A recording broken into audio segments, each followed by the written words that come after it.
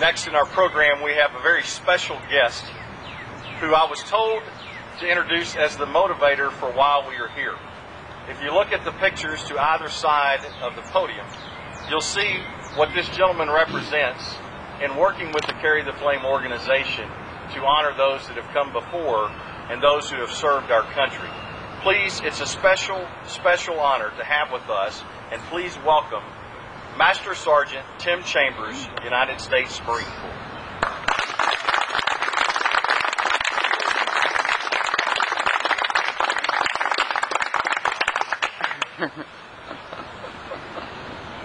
So I want to first say thank you, and thanks for the promotion. I'm just a staff sergeant. I may have the heart of the gunny and the eyeball of a first sergeant, but I wear the rank of staff sergeant proudly. It all started for me many years ago, trying to do more, trying to make a difference, trying to honor all these veterans around you and their sacrifice and their service to our country. I was in Washington, D.C. I was educating people about the forgotten war, the Korean War. It's not forgotten in my heart, and I pray not in yours. And I was out in D.C. educating people, giving long overdue appreciation to the Korean War veterans. And that's what I learned about all these veterans coming into town were for. Rolling Thunder, Run for the Wall, Carry the Flame. And I thought to myself, why aren't more active duty coming out to greet them, to shake their hands, to give them a hug, to take away some of their pain? So I was out there, one-man working party. I was learning a lot of our history. And a lot of the old vets, they see me and they see that I have spit-shine shoes on, and they really love that. Right off the bat. Well, I thought, could I do more? Could I take it that extra step? Veterans are zooming by on their motorcycles. How can I reach them? I'm waving at them. Some of them are blind, some of them can see. I don't know if they can see me, if they can feel me. So I jumped in the middle of the street, and I popped up a salute. And 4.5 hours later, about 400,000 Harleys rolled around me. There were roses all over my feet, and both sides of the street rushed me. And we spent another 2 hours in the street giving out hugs. There's one thing I may run out of, and that's ammo, but never hugs. Well, I got flooded with letters and pictures what that meant to the veterans and the family members, so that made it my calling to go back next year. And I've done this for the last 6 years. Veterans have come to me, and when they realize I was that Marine, they get very emotional, and they tell me I gave them their welcome home they never got.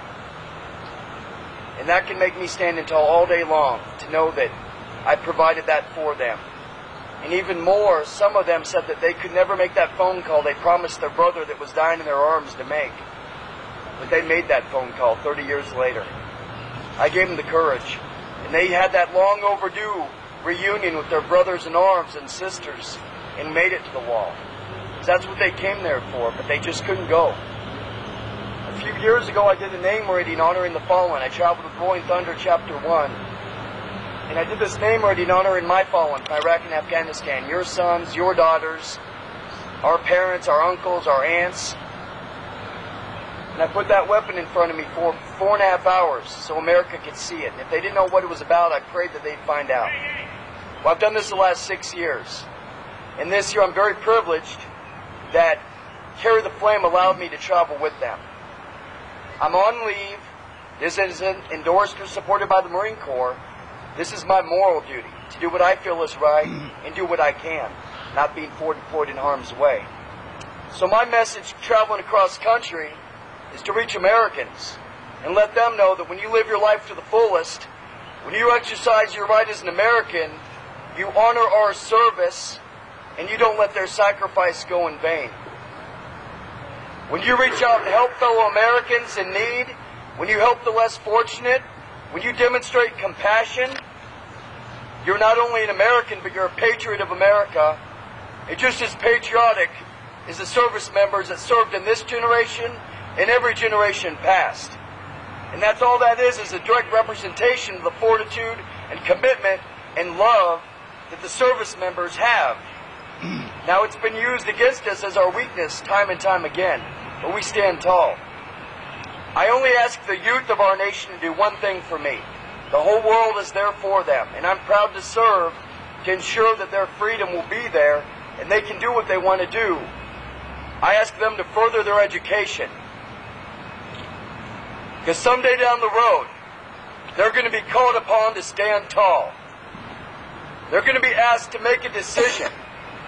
It just might save lives.